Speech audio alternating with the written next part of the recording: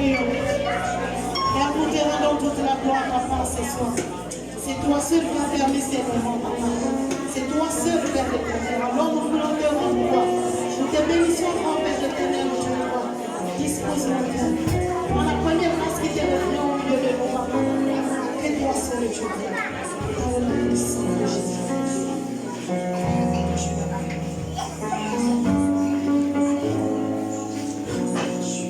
Bonsoir, peuple de Dieu. Bonsoir. Nous allons remercier ceux qui nous ont retrouvés ce soir ici présents. Que Dieu vous bénisse encore de beaucoup. Votre présence au milieu de nous. C'est Dieu qui fait tout ça. Nous allons saluer nos pères, les pasteurs ici présents qui nous accompagnent. Amen.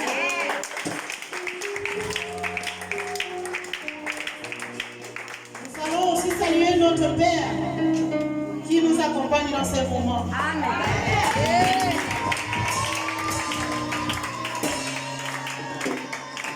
Gloire à Jésus. Nous sommes à un séminaire de femmes ce soir. Amen. Le séminaire de femmes, d'où le rôle est, le thème est le rôle de la femme dans le ministère. Amen.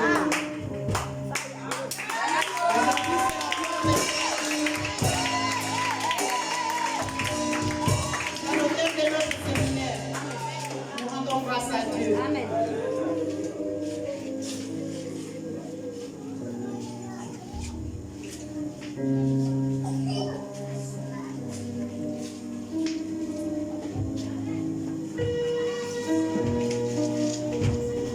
Je disais, le thème de ce séminaire, c'est le rôle de la femme dans le ministère.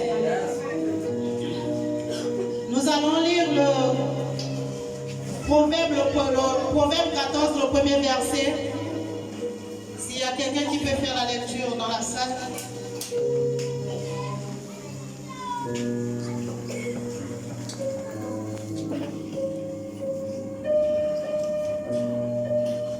Proverbe 14, le premier verset.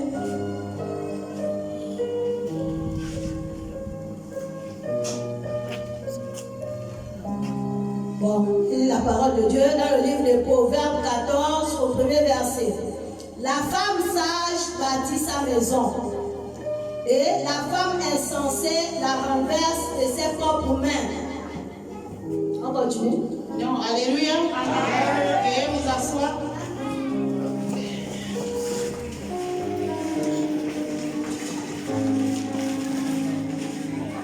Alors je disais ce soir, nous sommes à un séminaire de femmes.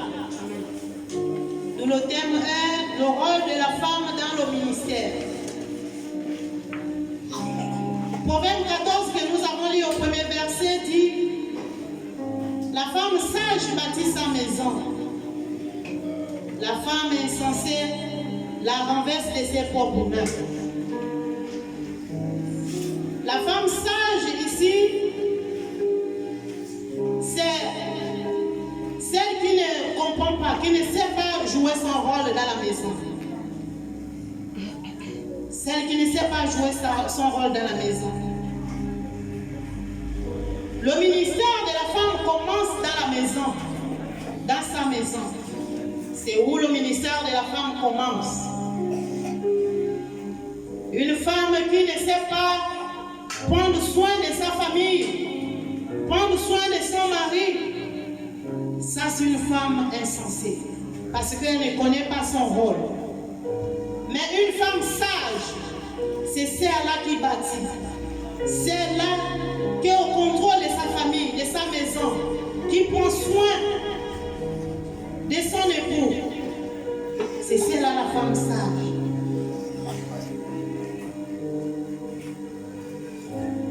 Ça c'est le verset de base. J'ai amené mon sous-thème qui dit: femme, lève-toi, Dieu t'appelle, car tu n'es pas n'importe qui. Est-ce qu'il y a des femmes de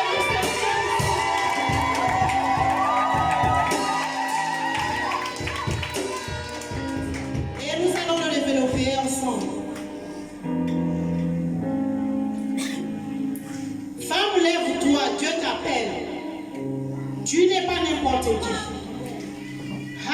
ça dit beaucoup. Les femmes. Ah, on voit les femmes qui se méprisent.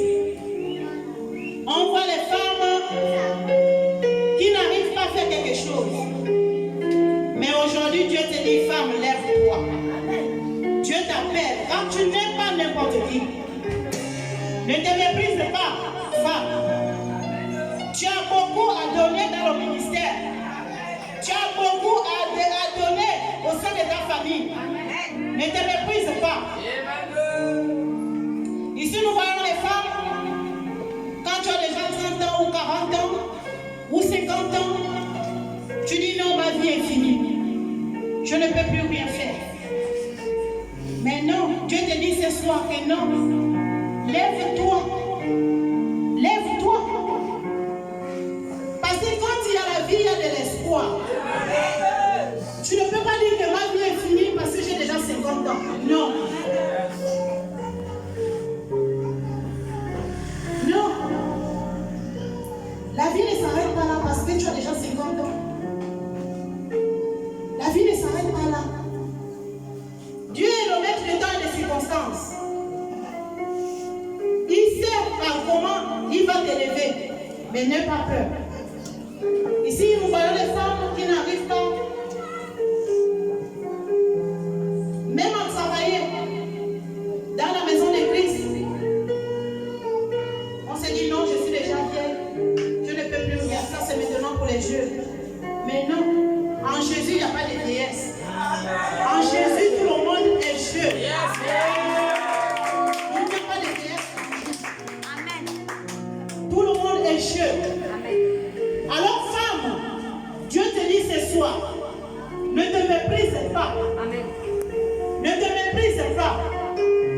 Quand tu as quelque chose à déposer au sein de ton église, tu peux venir un matin, tu trouves qu'il n'y a rien, personne n'a pas fait la prière d'ouverture, fais-le.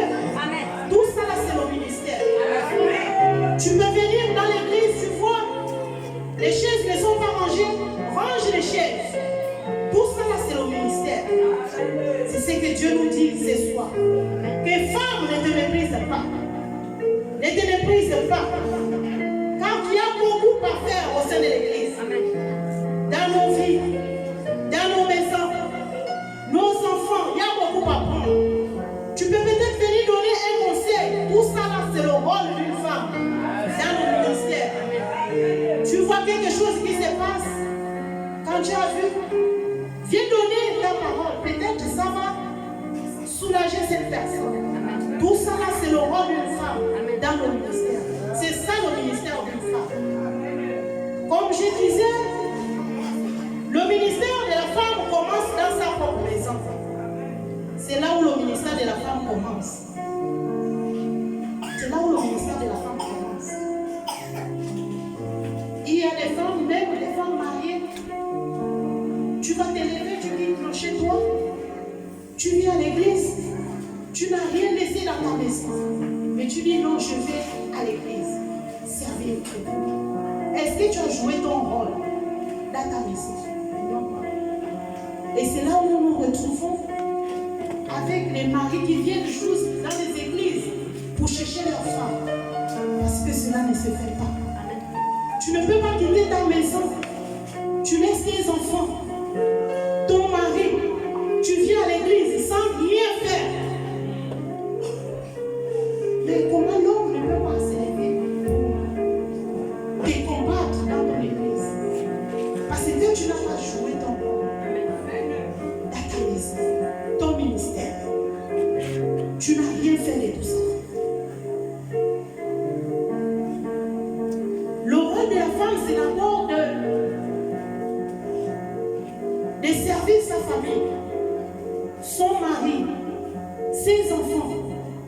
C'est d'abord ça le premier ministère de la femme.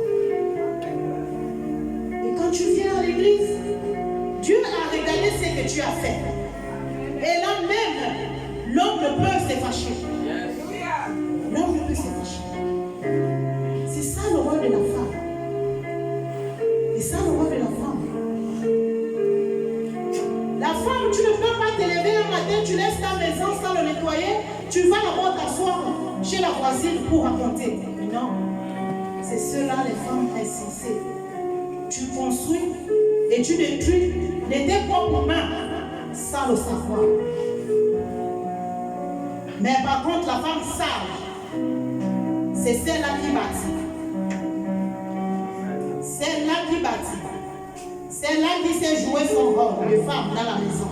Celle-là qui sait servir sa famille. Celle-là qui s'en occupe de son mari. C'est ça la femme. La femme vertueuse.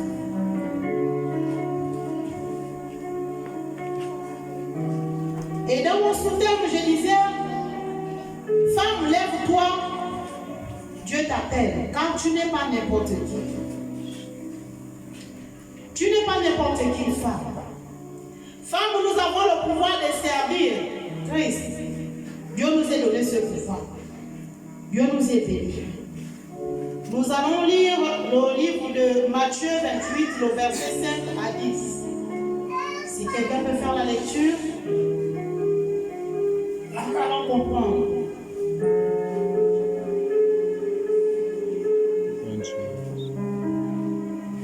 Femme, ne te méprise pas.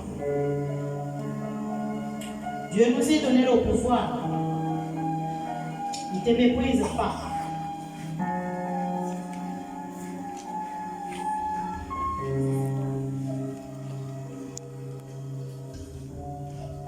Matthieu 28, verset combien? Verset 5 à 10.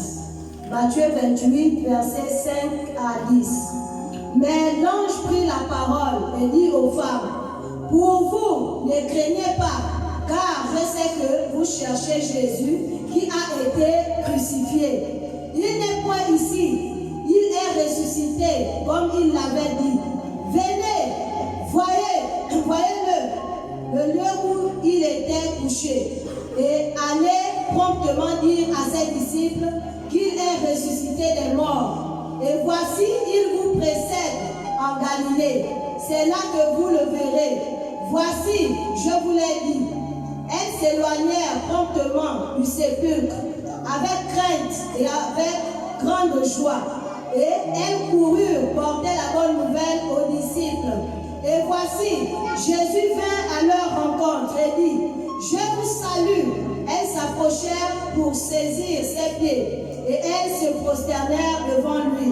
Alors Jésus leur dit, ne craignez pas, allez dire à mes frères de se rendre en Galilée, c'est là qu'ils me verront. Alléluia. Nous voyons dans Matthieu 28, le verset 5,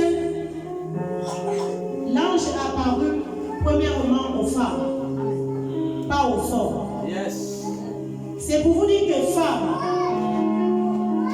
nous avons été bénis d'abord, premièrement par Christ, pour le servir. L'ange a apparu aux femmes. Il ne s'est pas apparu aux hommes, mais aux femmes. Il a dit aux femmes, ne craignez point.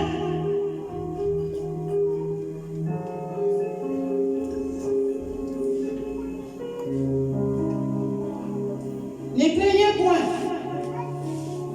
Il dit aux femmes, pour vous, ne craignez point, car je sais, vous le cherchez, Jésus, qui a été crucifié. Il n'est plus ici. Il est ressuscité, comme il avait dit. Venez, voyez le lieu là où il était couché. Ça, c'est l'ange qui parle premièrement aux femmes. Mais il n'a pas parlé aux hommes, c'est aux femmes. C'est pour dire que femmes,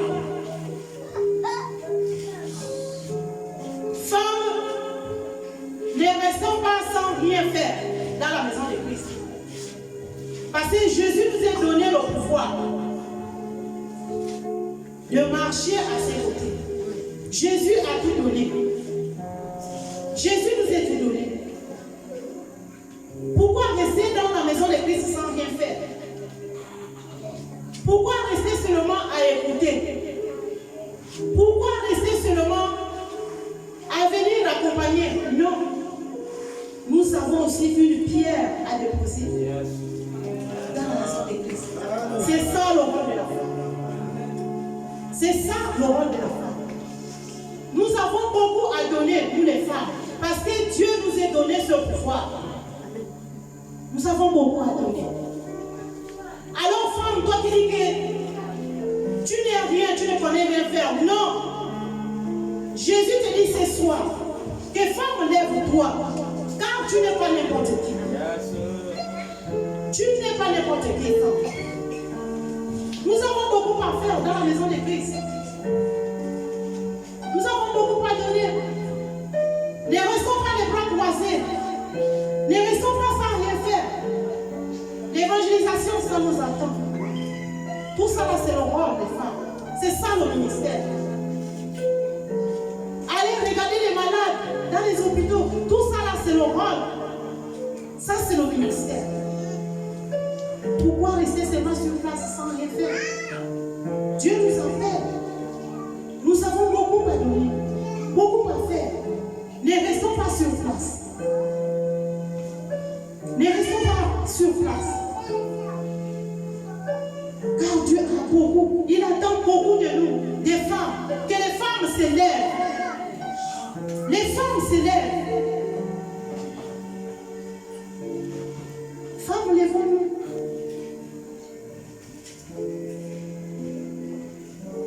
Lèvons-nous. Ne restons pas les bras croisés. N'attendons pas que tout vienne des hommes de Dieu. Non. Nous aussi, on a besoin de faire quelque chose dans la maison d'église. Ne restons pas les bras croisés. C'est ça le ministère.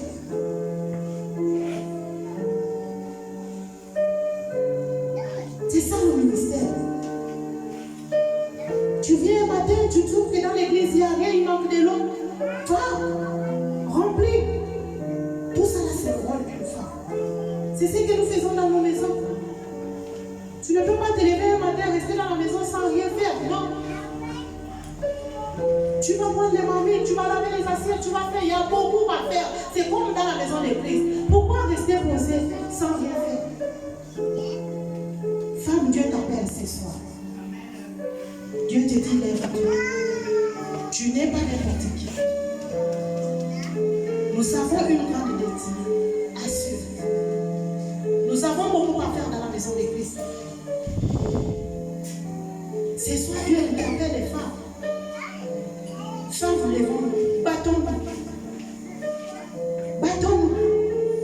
Ne restons pas les bras croisés. C'est ça le ministère. Et comme je pouvais dire auparavant, que le ministère commence dans la maison. Le ministère de la femme commence dans la maison. Une femme dans la maison doit tout faire. Prendre soin de ta famille, prendre soin de ton mari, prendre soin de tes enfants, les accompagner à l'école, les montrer le droit chemin, conseiller la famille. C'est ça, là, tout ça, là, c'est le ministère. C'est comme dans la présence de Dieu, dans la maison d'église. Pourquoi venir seulement s'asseoir et écouter femme? Dieu te dit ce soir, tu n'es pas n'importe qui. Alléluia. Amen. Est-ce qu'il y a les femmes ici présentes?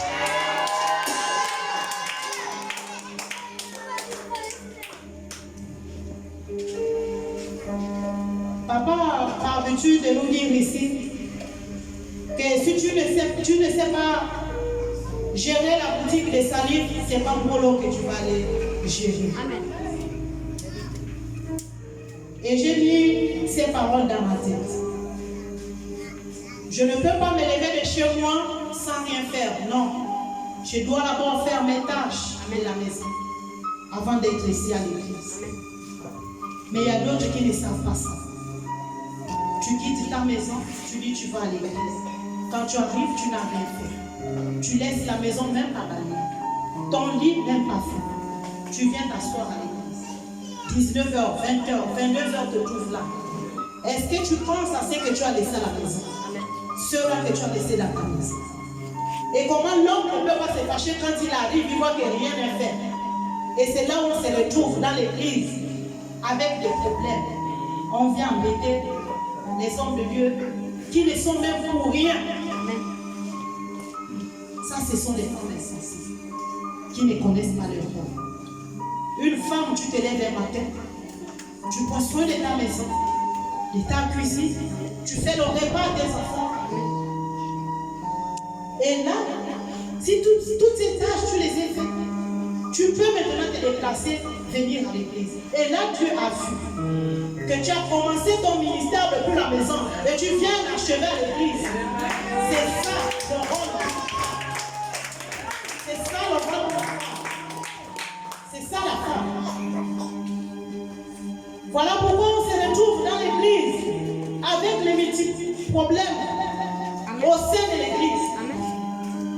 Parce qu'il n'y a pas de femmes sages. On vient, on se contente à parler de n'importe quoi. Des choses qui n'ont même pas de sens. À cogner les têtes aux uns aux autres.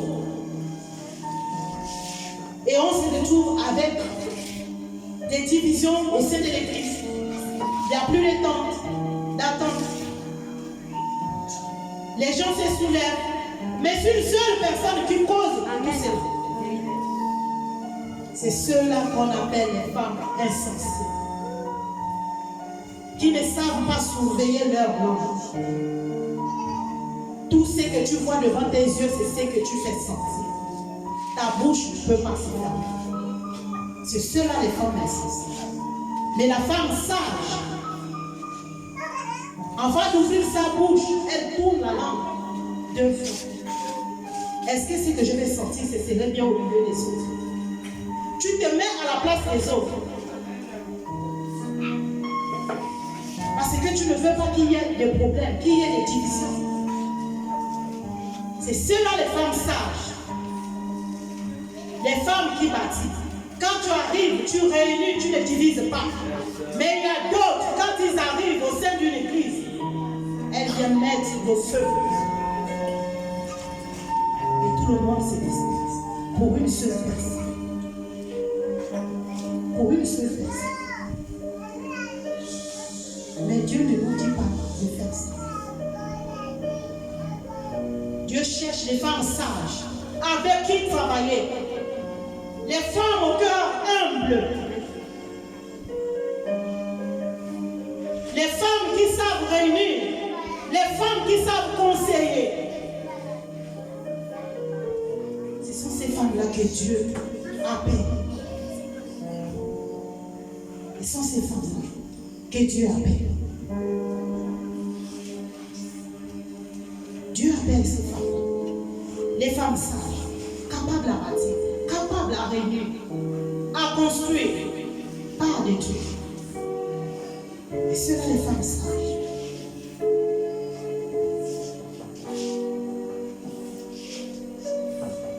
Nous voyons aujourd'hui, même nos jeunes filles ne savent même plus ce qu'elles font en ce moment. Même nos jeunes filles. Parce que quoi, d'abord, nous les mamans, on vit maintenant la vie du dehors. On ne vit plus la vie chrétienne, non. Parce que tu as vu l'autre s'habiller, dos nu, toi aussi tu vas aller chercher ton mari. Mais tu es chrétienne, tu es une femme chrétienne. Est-ce que c'est ça l'habillement d'une femme chrétienne? Et quand nos enfants voient ici, tout ce que nous faisons, c'est à l'image de Dieu. Et on voit aujourd'hui des jeunes filles qui se baladent à moitié nues. Mais parce qu'il manque des conseillers quelque part. Il n'y a plus de conseillers. Pas de conseillers à donner à nos enfants. Parce que nous-mêmes, on se comporte aussi de la sorte. Mais tu vas dire à l'enfant que ne t'habille pas comme ça, mais toi-même tu es habillé comme ça. Qu'est-ce que l'enfant va te répondre? Il va te dire, mais maman, toi-même là-bas tu es habillé comme ça.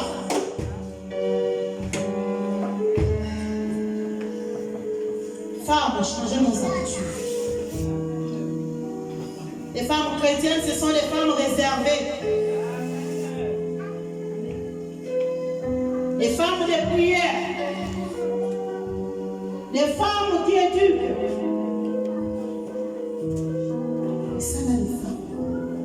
Dieu cherche. Voilà les femmes que Dieu cherche. Nous connaissons tous l'histoire de Ruth. On ne va pas lire, c'est trop long, je vais juste donner quelques parenthèses. Nous connaissons tous l'histoire de Ruth. Ruth était mariée au fils de Naomi, qui se sont déplacés, tous nous connaissons l'histoire. Ils sont partis à un autre pays. Arrivés là-bas, tous sont morts. Le père, les enfants. Et Ruth est restée avec sa belle-mère et sa sœur.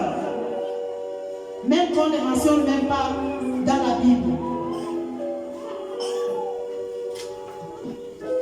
Mais Naomi a dit à ses filles, rentrez chez vous. Puisque je n'ai plus d'enfants, comment je vais vous garder si je n'ai plus d'enfants? Je ne peux plus enfanter un enfant maintenant pour qu'il grandisse et devenir mon mari. Rentrez chez vous. Mais l'une d'entre elles est rentrée. Mais Ruth était restée parce que quoi? Elle était d'abord au départ sage. Elle était d'abord au départ sage. Elle a répondu à sa belle-mère, là où tu iras, moi j'irai. Le pays où tu vas partir, moi je vais partir. Le Dieu que tu sers serait mon Dieu. Ruth est restée avec Naomi, sa belle-mère.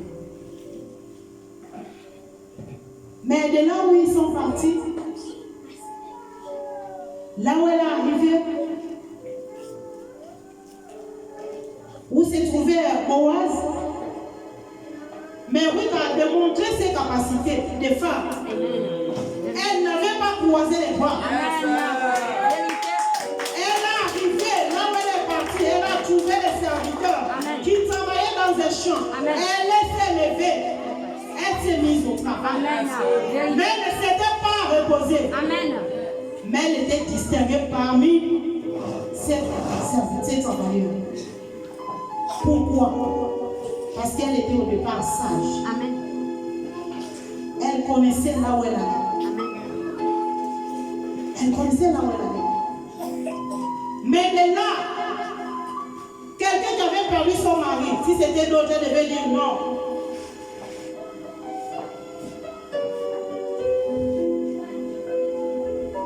Moi j'ai perdu mon mari, je vais m'asseoir. Mais elle n'était pas posée. Elle allait travailler dans les champs. Elle a dit aux travailleurs, permettez-moi de ramasser, même si que vous faites tomber. Je vais le faire. Et elle a travaillé. Longtemps. Elle ne s'était pas reposée. Mais Boaz, à son arrivée, quand il est arrivé, il regarde. Mais il voit une belle femme qui travaille. Depuis qu'il est là, il est posé, mais la femme là travaille. Elle ne se repose pas. Mais Dieu a touché son fils. Ses yeux sont tombés chez elle. Sur le champ, elle était disciplinée. Pourquoi? Parce qu'au départ, elle était d'abord sage. Jusqu'à ce que elle devient la femme de Boaz. Nous connaissons toute l'histoire.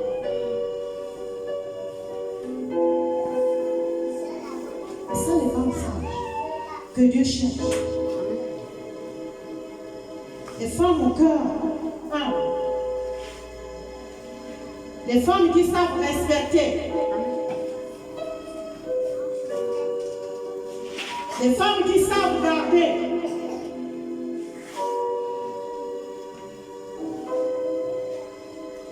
C'est ça la femme sage.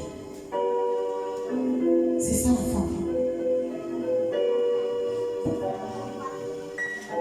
C'est ça la femme sage. Dieu nous appelle tous à mettre sa main à la femme. Ne restons pas les bras croisés. Ne restons pas les bras croisés.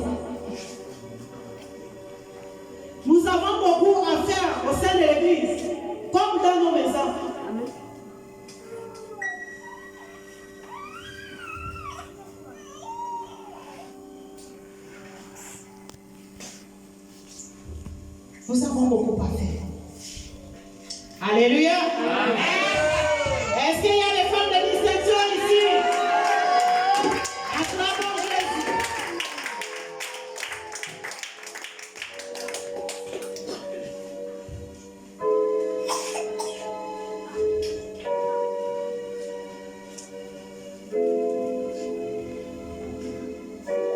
Nous allons lire la parole de Dieu dans le livre de Juges. Juge 4, le verset 4 à 5.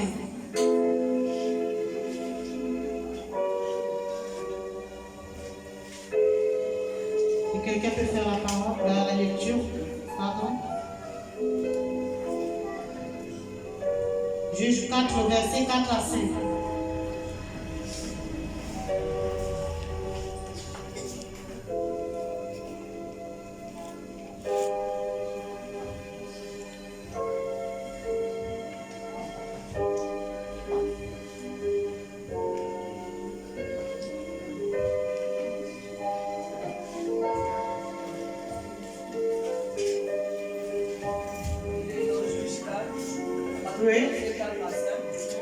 Dans ce temps-là, Déborah, prophétesse, femme de la Bidote, était juge en Israël. Elle siégeait sous le palmier de Déborah, entre Rama et Bethel, dans la montagne d'Éphraïm.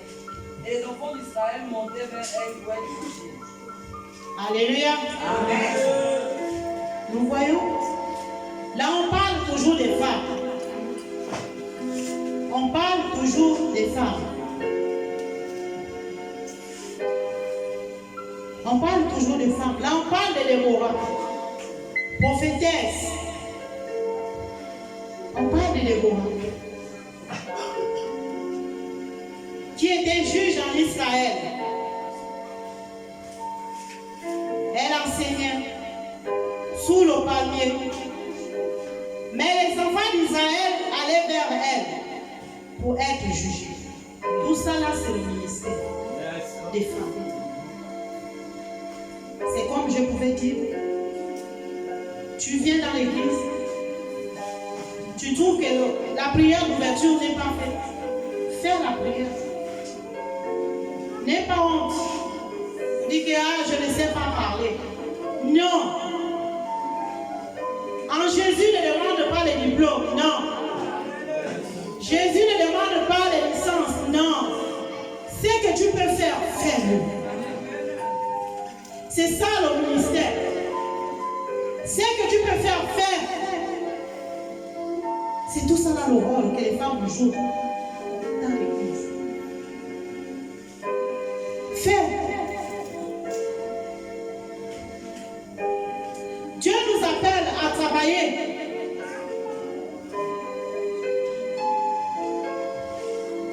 Dieu nous appelle à travailler. Dieu veut travailler avec les femmes au cœur humble, aux femmes. Quand tu te déplaces ou tu au milieu des autres, c'est toi qu'on voit. Des femmes sages. C'est avec cela que Dieu veut travailler. Les femmes, toi qui es posée, sans rien faire dans l'église, Dieu nous demande de nous lever. Parce que nous avons beaucoup à donner. Nous avons beaucoup à donner.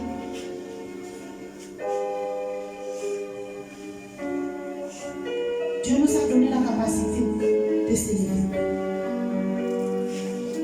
Il dit depuis le sein de ta mère, il te connaissait déjà. C'est pourquoi je te dis ce soir, femme, que tu n'es pas n'importe qui.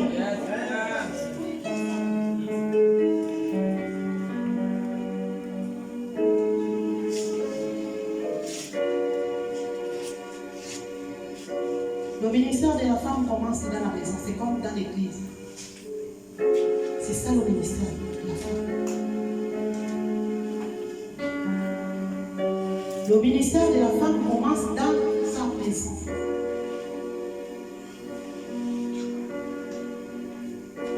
Dieu veut nous utiliser.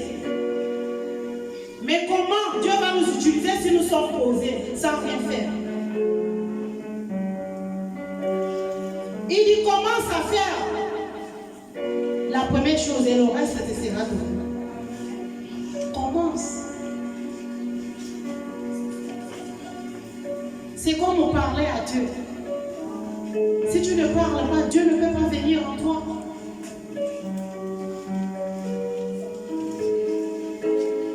C'est toi qui as des besoins.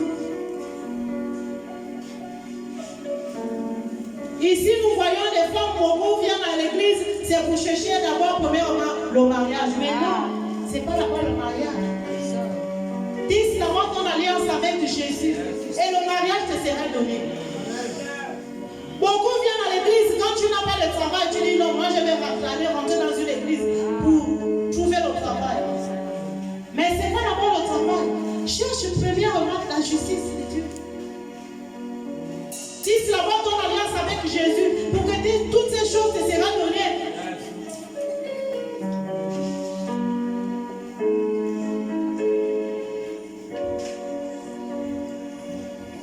C'est vrai, Dieu demande de se marier.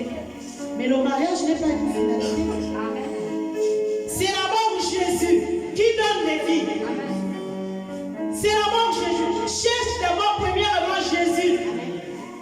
C'est d'abord Jésus dans nos vies. C'est ce qu'il attend de nous. C'est d'abord Jésus dans nos vies.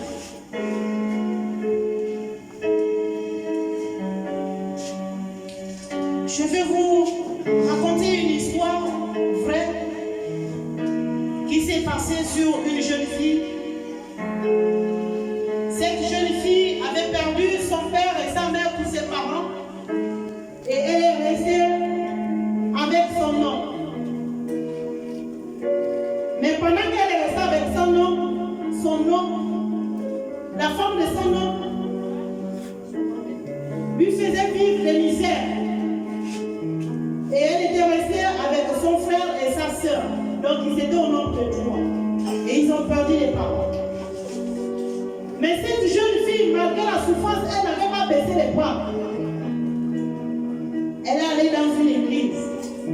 Quand elle quitte la maison de son homme, elle est partie dans une église.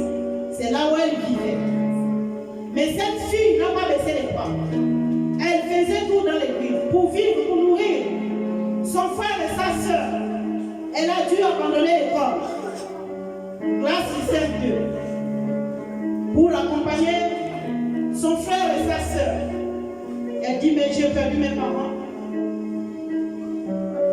La femme de mon oncle me fait vivre la misère.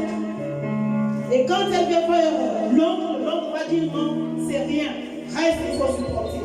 Mais la souffrance était tellement trop que la fille ne pouvait plus supporter. Elle a dû quitter la maison de son oncle et aller se réfugier à l'église. Et elle faisait tout dans cette église. Elle lavait, elle repassait, elle était là. Pour envoyer ses frères à l'école, elle demandait aux mamans, comme nous sommes comme ça, maman, si tu as un enfant qui apprend, si l'enfant a 2 tenues, donnez-moi une tenue, je vais donner à mon frère qui va à l'école. Il n'a plus de tenue. Et c'est comme ça que cette jeune fille passait son temps dans l'église. Elle a mis sa petite soeur à l'école. Et c'était pareil. Pour manger, c'était difficile pour elle. C'est les mamans de l'église qui donnaient la nourriture à cette jeune fille. Mais laissez-moi vous dire que Dieu ne l'a pas abandonnée parce qu'elle avait perdu ses parents. Non. Dieu ne l'avait pas abandonnée. Dieu ne l'avait pas abandonnée. Elle est restée là. Dans cette église, il y a les hommes de Dieu qui sont venus pour une croisade à cette église. Et celle qui faisait la lessive, elle a pris les choses de ces pasteurs-là. Elle a les lavé. Elle a repassé. Quand elle a fini de repasser, elle a les déposer. Mais quand les hommes de Dieu, parmi les hommes de Dieu, il y a un qui allait prendre les habits qu'elle avait repassés. Il regarde, il dit, mais tiens, il est vrai au pasteur principal, mais pasteur, qui a repassé ce linge? Et le pasteur va lui répondre, j'ai une jeune fille qui habite ici avec moi. C'est elle qui a repassé. Et cet homme va dire, je vais voir cette jeune fille. Et l'homme de Dieu va dire, répondre à cet homme, laisse-moi d'abord m'entretenir avec ma fille parce que je le vois comme ma fille. Et c'est comme ça que l'homme de Dieu allait vers cette jeune fille. Il allait parler avec elle. Mais le pasteur dit, moi je veux de cette jeune fille comme épouse. Même si je retourne, mais si cette jeune fille reste ici avec toi, tout ce qui va lui manquer, dis-moi, je vais prendre en charge. Je vais prendre en charge cette jeune fille. Et cette jeune fille, je vais lui prendre comme épouse. Vous voyez comment Dieu est merveilleux. Dieu est tellement bon qu'il n'a pas abandonné cette jeune fille. Et parce qu'au départ, cette jeune fille était sage. Elle savait ce qu'elle faisait. Elle n'avait pas les bras croisés. Et suite à ça, le temps est passé. L'homme de Dieu est revenu pour prendre cette jeune fille pour épouse. Et cette histoire que je vous donne aujourd'hui, j'ai vu la femme en question, elle n'était plus jeune, elle avait maintenant l'âge peut-être de 40 ans. On avait un séminaire comme on fait aujourd'hui, à la grande église de Koulamoutou, l'Alliance chrétienne. Et c'est elle-même qui nommait cette maman. Et on avait les larmes, parce que cette jeune fille a souffert dans sa vie. Mais Dieu l'a fait. C'est pour dire à une femme aujourd'hui, Dieu n'abandonne personne. De là où tu es, Dieu te connaît. Dieu n'abandonne personne. Donc femme, Dieu te dit aujourd'hui, ne te méprise pas. Car tu n'es pas n'importe qui. Femme, lève-toi. Femme, lève-toi. Dieu t'appelle dans son ministère. Dieu t'appelle dans son ministère. Dieu est tellement bon qu'il ne peut pas abandonner ses enfants. Quel que soit le temps, même à 50 ans ou 60 ans, si c'est ton mariage, il va te le donner. C'est ça Dieu. Il est tellement amour qu'il ne peut abandonner ses enfants. Qui ne peut abandonner ses enfants. Nous allons prendre le Proverbe 31, le verset 30 à 31.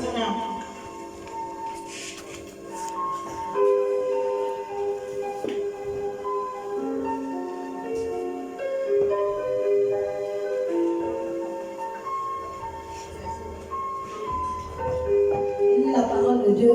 Oui. Au livre de Proverbe 31, verset 30 à 31. La grâce est trompeuse et la beauté est vaine. La femme qui craint l'Éternel est celle qui sera louée. 31. Récompensez-la du fruit de son travail et qu'aux portes ses œuvres la louent. Alléluia. Amen. Est-ce que nous avons écouté la parole? Amen. La grâce est trompeuse, mais la beauté est vaine. La femme qui craint l'Éternel, c'est celle-là qui sera louée. Est-ce qu'on peut acclamer Jésus?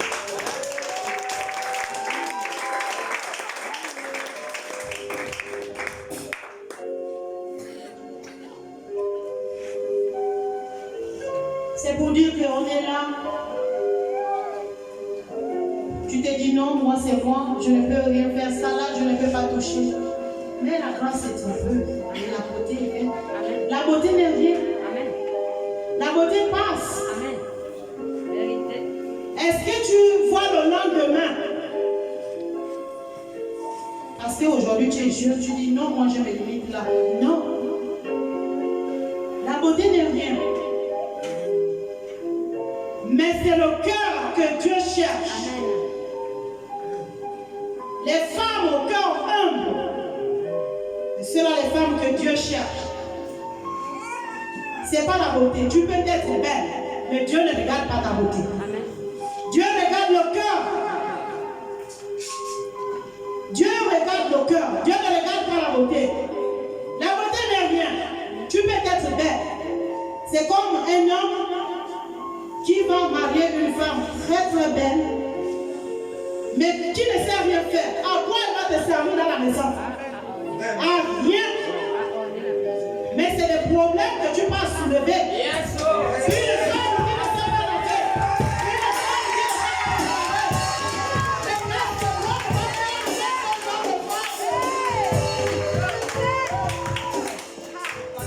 Dieu cherche les femmes humbles.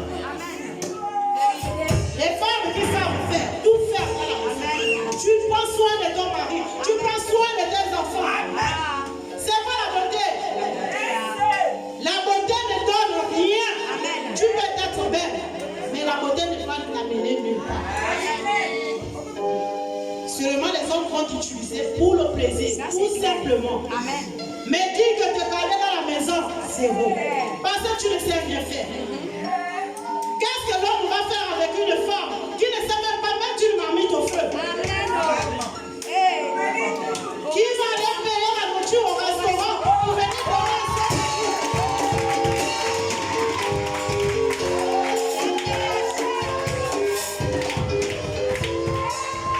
Dieu cherche les femmes qui savent travailler. Les femmes qui savent passer. Quand tu te lèves le matin, tu fais des choses.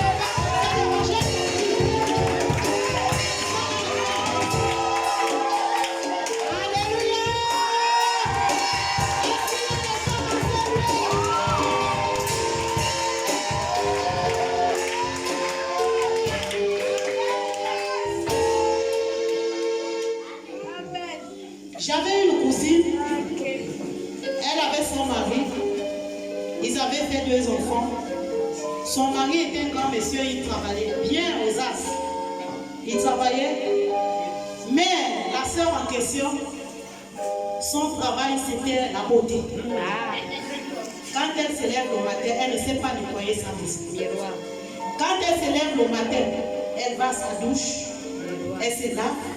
Quand elle ressort là-bas, elle prend le miroir. Quand elle est au miroir, elle reste là. Elle peut faire 1 heure de temps au miroir. Elle se maquille, elle met tous les hommes. Mais quand le mari revient à midi, il n'a rien. Quand elle voit qu'il est déjà midi, elle envoie la ménagère. Va payer la nourriture au restaurant. La ménagère va payer la nourriture au restaurant. Elle la met. On le pose sur la table. Mais quand l'homme vient, l'homme regarde et dit non, ça c'est pas la nourriture de la maison. Amen. Ça c'est le restaurant et tout le temps c'était comme ça. Tout le temps c'était comme ça. Ah, le mari fait les réunions.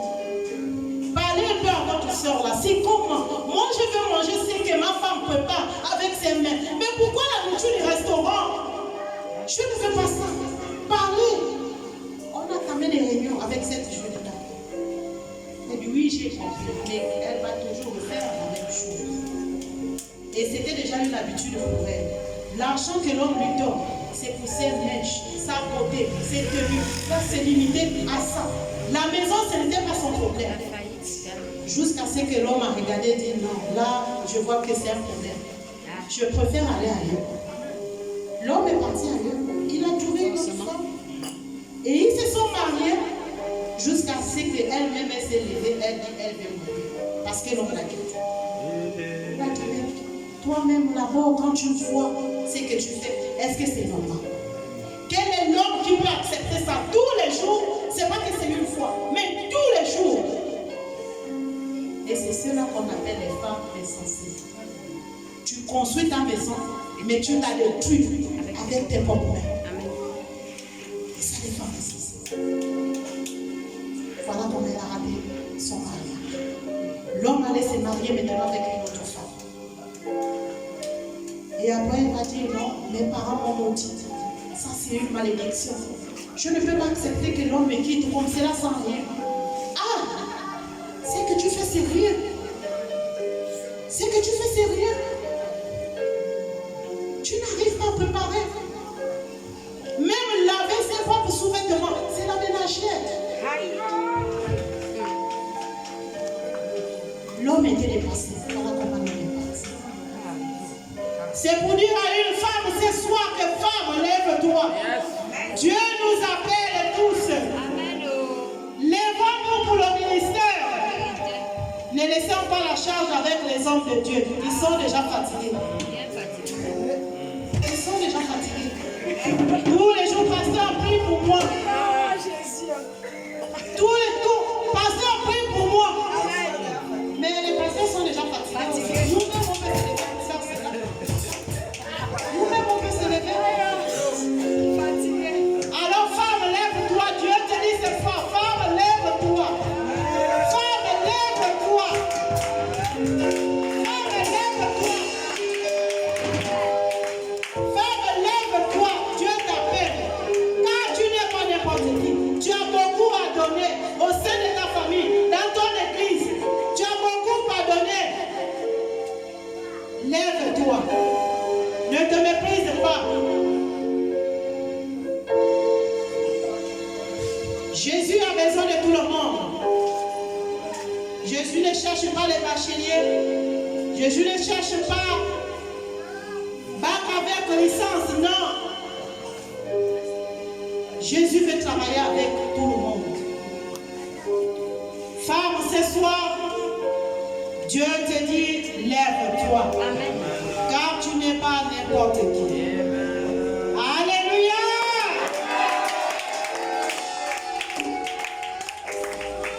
On va se lever, on va prier.